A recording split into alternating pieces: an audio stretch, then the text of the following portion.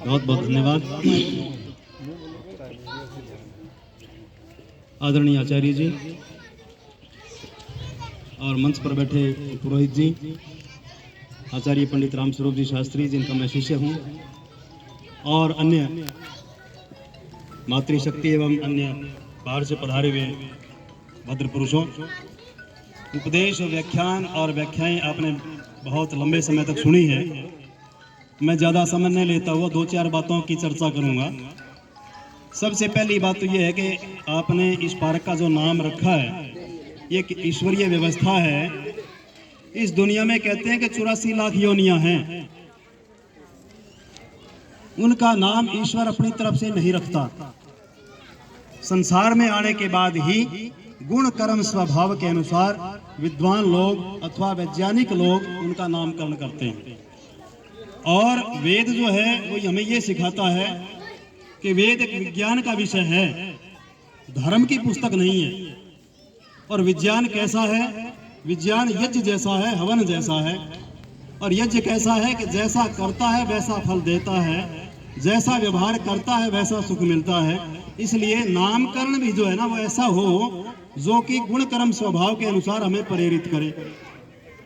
तो जैसी वस्तु है, बच्चे का नाम है, एक बच्चे का नाम राम रखे और उसी बच्चे को घर में जो है वो चिंटू बुलाए, तो चिंटू में और राम में कितना फर्क है? राम बोलोगे तो पूरा अनुभव हो जाएगा आपको, और चिंटू बोलोगे तो अंदाजा लग जाएगा कि चिंटू का मतलब क्या है। इसलिए नामकरण की विधि जो है वो ऋषियों ने बनाई, बड़ी उत्तम बनाई, और आपने उसके अनुसार जो है वो अच्छा नाम जो है इस पार्क का रखा। अगली बात मैं ये कहना चाहूंगा कि ईश्वर किसी ने देखा है या नहीं देखा?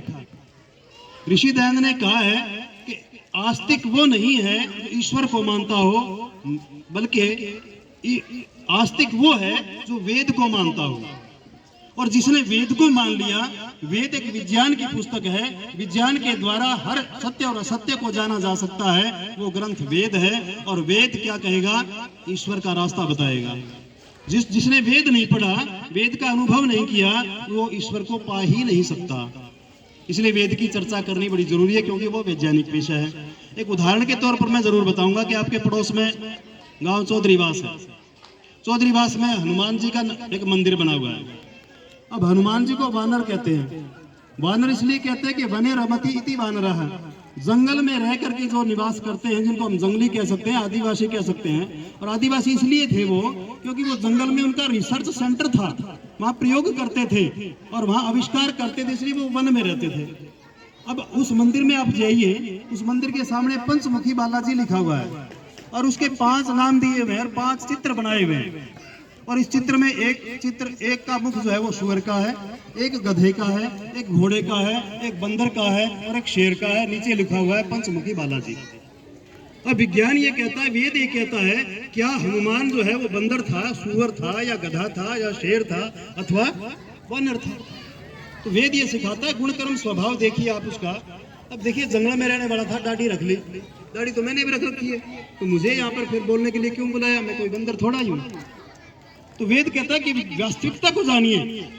और वास्तविकता हनुमान की क्या थी? बहुत बड़ा ऋषि था। वैसे ही एक छोटा सा और उदाहरण है, जैसे हम गणेश कहते हैं। गणेश का अगर आप चित्र देखोगे तो ऐसा हो ही नहीं सकता, ऐसा हो ही नहीं सकता। लेकिन वेद कहता है, कैसे है? ये यज्ञ जो है वो गणेश है। गणेश कहते हैं ज्ञान को, ज्ञान कहते हैं प्रकाश को। प्रकाश 2 प्रकार का है, आध्यात्मिक और भौतिक। ये आध्यात्मिक प्रकाश जब दिल में आता है तो ज्ञान उपजता है, बुद्धि उपजती है, और बुद्धि से आकृति बनती है। उसने चित्र का नाम दे दिया, लेकिन चरित्र का होना चाहिए था। अब चरित्र जो है वो यज्ञ जैसा गणेश का रूप बनाया हुआ है, वो हवन की लिपटी हुई लपटों से था, और उसका शुरुआत जो है वो चित्र से कर दी। इसलिए कहते थे भोजन करने से पहले गणेश की पूजा क्यों करते? गणेश मतलब ज्ञान के यज्ञ की पूजा करते थे, यज्ञ में आहुतियां देते थे, भोग की आहुतियां लगाते थे। उसके पश्चात जो है वो यज्ञ आगे के जो है वो कार्य चलते थे। तो ये कौन बताता है? ये विज्ञान विधि बताती है। हमने वेद को क्या मान लिया? केवल आस्था और धर्म की चीज मान ली। हवन को क्या मान लिया? देवी और देवताओं की पूजा मान ली, जबकि ये पूजा नहीं है, ये एक साइंस का प्रैक्टिकल है, और वेद जो है वो साइंस है। इसलिए भाई अपने जीवन को प्रैक्टिकल बनाना चाहिए। जितना व्यवहार करते हैं वो केवल अगर भाषा भाषा में थ्योरी में होगा तो उसका परिणाम नहीं मिलेगा। हमें प्रैक्टिकल वर्क पर जाना चाहिए।